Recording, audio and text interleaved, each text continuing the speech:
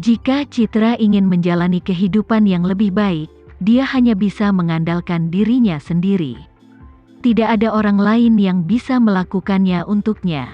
Aku bilang diam, kenapa kamu tidak bisa mendengarkanku? Tuan Agil menunduk dan mencium Citra. Ciumannya liar, sombong, dan ganas, seolah-olah dia ingin menyedot jiwa Citra. Citra mencoba menarik diri, tapi dia terkekang olehnya begitu kuat sehingga tidak ada kesempatan baginya untuk membebaskan diri. Tangan Tuan Agil menyelinap melalui keliman bawah pakaian Citra dan berkeliaran di punggungnya. Dia menundukkan kepalanya dan berbisik di telinganya, "Citra, berikan dirimu padaku. Lalu aku akan memujamu dan berjanji tidak akan membiarkan siapapun menyakitimu." Citra mengatupkan bibirnya, dan air mata di matanya menjadi lebih jelas, namun dia masih tersenyum. Dia mengepalkan tinjunya dan memasang senyum paling menawan di wajahnya. "Citra, dengarkan aku, maka aku akan mencintaimu dengan lembut." Tuan Agil mencium wajahnya. Penampilannya yang acak-acakan memberinya dorongan untuk menekan tubuhnya dan menyiksanya dengan kejam. Citra tersenyum dan menjawab, "Direktur Agil, aku sudah tunduk. Apakah kamu masih belum puas dengan ini? Kamu ingin aku bagaimana agar kamu benar-benar puas?" Begitu dia mengatakan itu, Tuan Agil menarik rok mininya dan menyerbunya secara dominan, seperti yang telah dia lakukan berkali-kali di masa lalu. Setiap kali, dia akan menggunakan seluruh kekuatannya. Setiap kali, dia akan menabraknya begitu keras seolah ingin menghancurkannya berkeping-keping. Dan setiap kali, dia akan menggigitnya dengan sangat keras. Sepertinya dia tidak akan puas jika dia tidak melukainya, atau membuatnya menangis dan memohon belas kasihan. Namun, dia sekali lagi kecewa. Meski sekujur tubuh Citra dipenuhi memar, dia tetap mengatupkan giginya, menahan rasa sakit, dan tidak sekalipun mengatakan hal baik padanya. Dia memegang tinjunya erat-erat, kukunya telah tenggelam ke dalam daging telapak tangannya. Dia menggigit bibirnya sampai berdarah sementara air mata mengalir di matanya. Tapi dia tidak mau menyerah.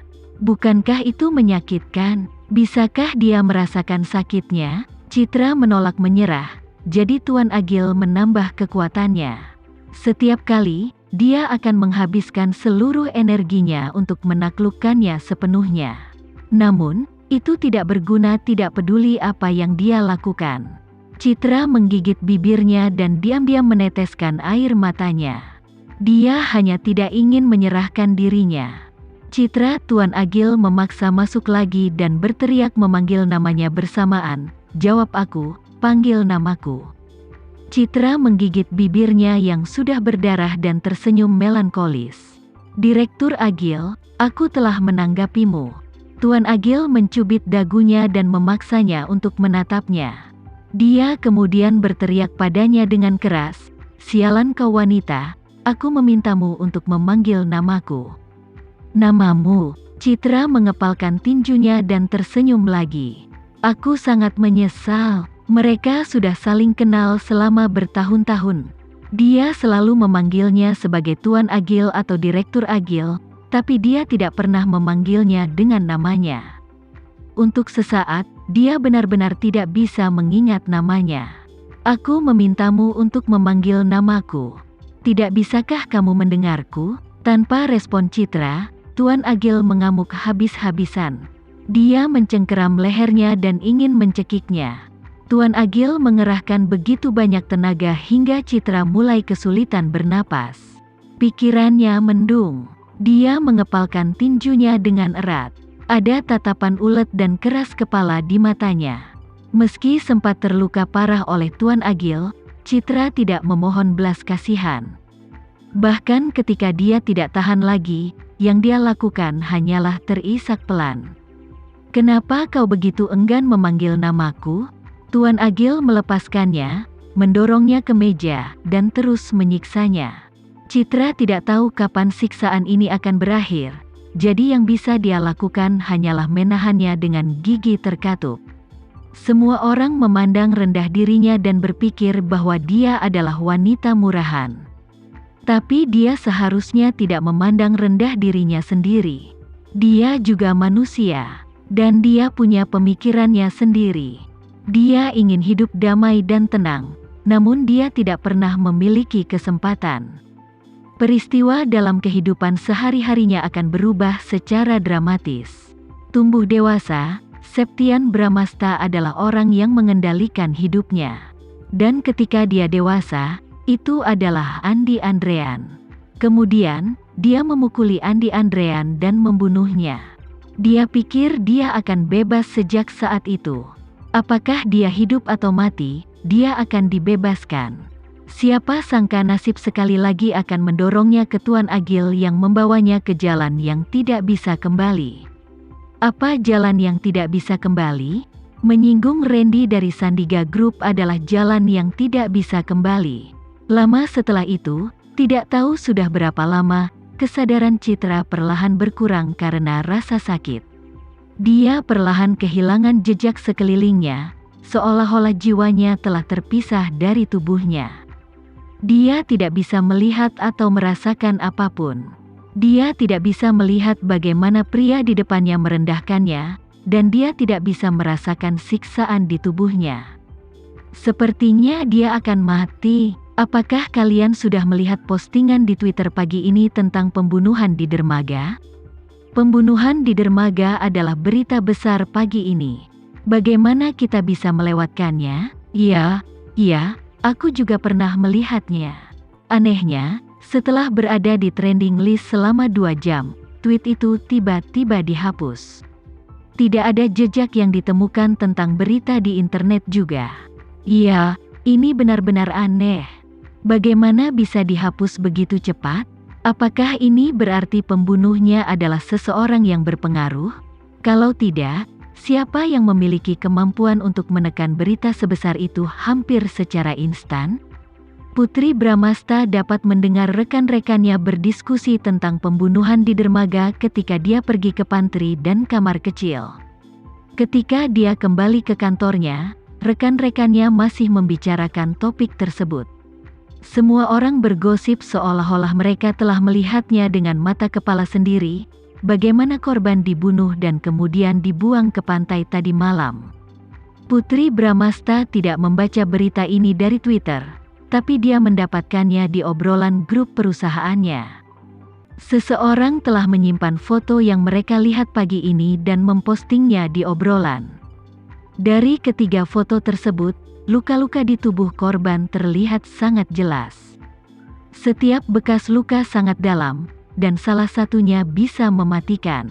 Putri Bramasta melirik foto-foto itu dan hendak menghapusnya ketika sesuatu yang aneh terjadi.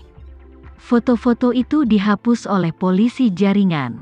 Satu-satunya penjelasan yang diberikan adalah bahwa mereka terlalu berdarah dan kejam. Segera setelah foto dihapus, semua orang di perusahaan mulai membicarakannya dengan antusias. Mereka semua ingin tahu siapa korban dan pembunuhnya. Dan siapa yang bisa menekan berita sebesar itu? Putri Bramasta bukan tipe orang yang suka bergosip, tapi dia juga penasaran dengan kasus ini. Itu adalah kehidupan seseorang, pergi begitu saja. Namun orang tidak diizinkan membicarakannya di internet. Jadi cukup jelas bahwa ada sesuatu yang mencurigakan tentang kasus ini. Ketika Putri Bramasta tenggelam dalam pikirannya, dia tiba-tiba merasakan tatapan panas ke arahnya. Dia mendongak dan melihat tatapan Henry yang membara. Ketika Henry melihatnya melihat ke atas, dia melambai padanya dan tersenyum sembrono. Cara dia memandang Putri Bramasta membuatnya merasa tidak nyaman. Putri Bramasta merasa mual saat melihat senyumnya. Dia hampir memuntahkan sarapannya dari tadi. Perutnya bergolak lagi, yang membuatnya muntah lagi. Bayi di perutnya tidak mengganggunya selama berhari-hari. Tampaknya bayi itu juga muak dengan pria ini.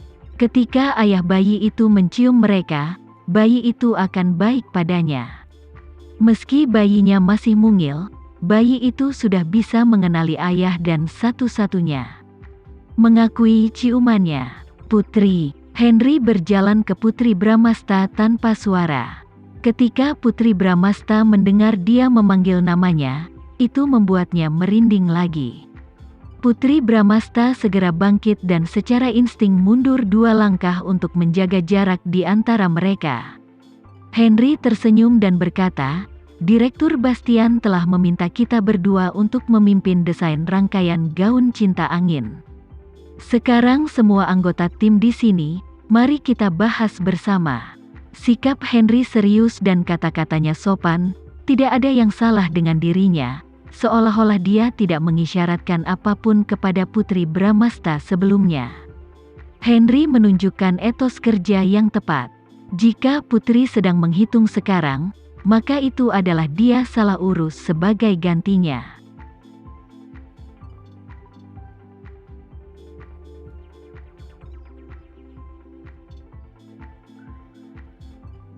Sekian dulu ya video kali ini, kita lanjutkan lagi videonya di lain waktu.